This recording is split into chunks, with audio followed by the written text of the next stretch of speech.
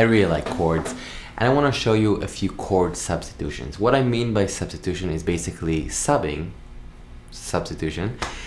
one chord for another chord, which is something that I always wanted to be able to do, and I didn't understand how it works. It kind of sounded strange. I have a D minor, G7, C major 7, 2, 5, 1 in the key of C, and I can change the chords. How is that possible? If I have a D minor, I'm playing D minor, you know, I'm playing D minor and not E minor. So I'm gonna go over a few cool things that are connected to the literature of music, jazz, and other styles.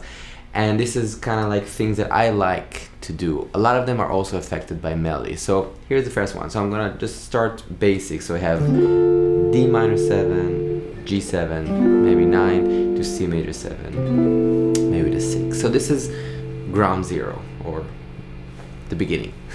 And then I'm playing D minor 7, hammer on the C, so we have a little melody. So it's not a big difference, but it actually is for me, because this is okay, but this is just functional chords. But this already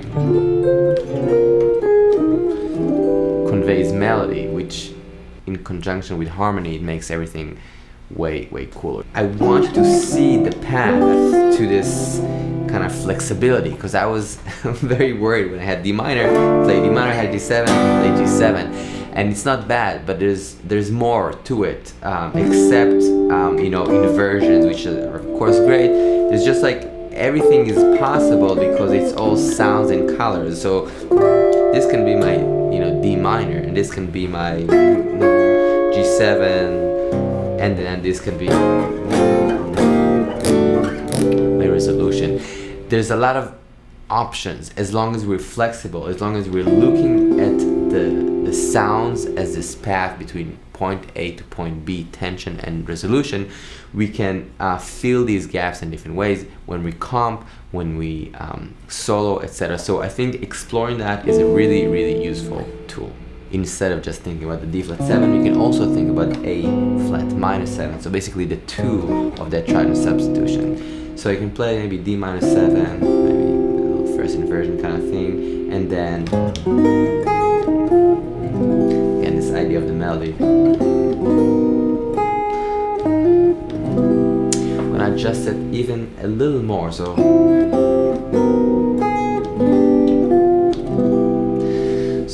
what I just did now here, so the 2, and then I went to this G7 with a flat 9 in the bass. So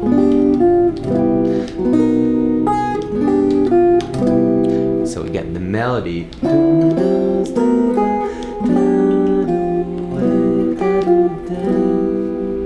that idea of the melody really plays a part in these sounds.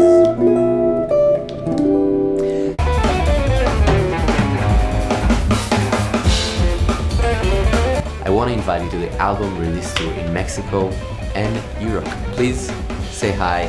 Hopefully you can make it. I'd love to meet you in person. This is another one. So D minor 7.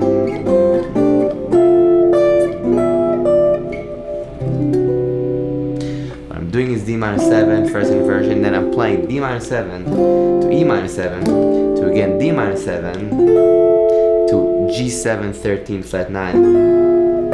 And then this chord, C major 7 or C major 7, flat 5, also cool. I think I played that one different last time. So,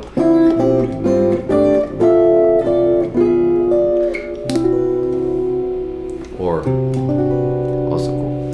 So, again, it's small things, but the idea that we can have a D minor, and then we can expand it or extend it using this E minor.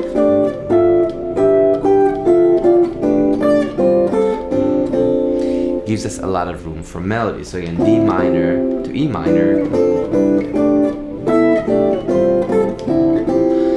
my 2 chord, and then on the 5 again, maybe the flat 6, the A flat minor to the G. Please drop a comment with your favorite guitar chord melody. It could be jazz, it could be funk, it could be whatever you want. I just want to check out some new music and some cool shapes. Thanks. Check this out. So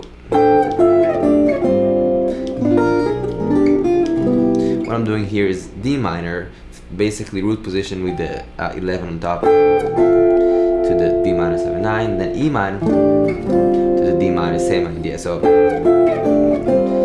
doing this for the melody, and then I'm playing this substitution. This is kind of B11s. You can play it just this chord and shift, get this, or you can really play this whole chord like this. It's a little more stretchy, less comfortable, but this is the end result. Instead of thinking about D minor 7, G7, C major 7, I can think about where we're going, which is C major 7. Think about it as sort of like these two geographical points. I'm going from point A to point B, but the route can adjust and change. So I'm just thinking about my arrival point, which is C major 7. So I'm gonna expand the tension. So I start with F half diminished, B7, E half diminished, A7, and then D minor. So I did D minor, G7, flat 13 to resolution. So I have this like way, or it could be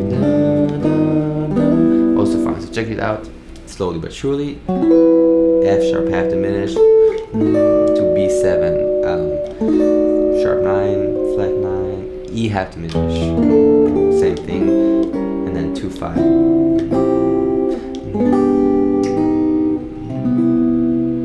In time.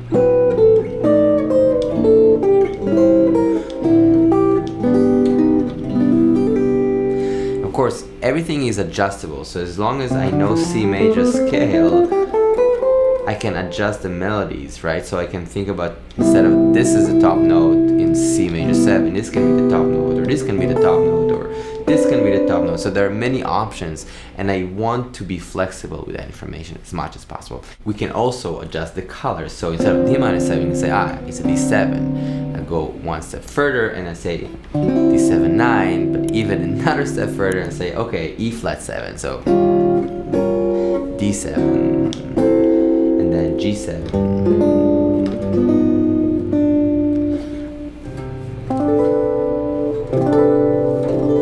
This voice, it's like a C major 7. So check this out. This is my 2 5, right? Again, 2 5 in the sense of tension and release.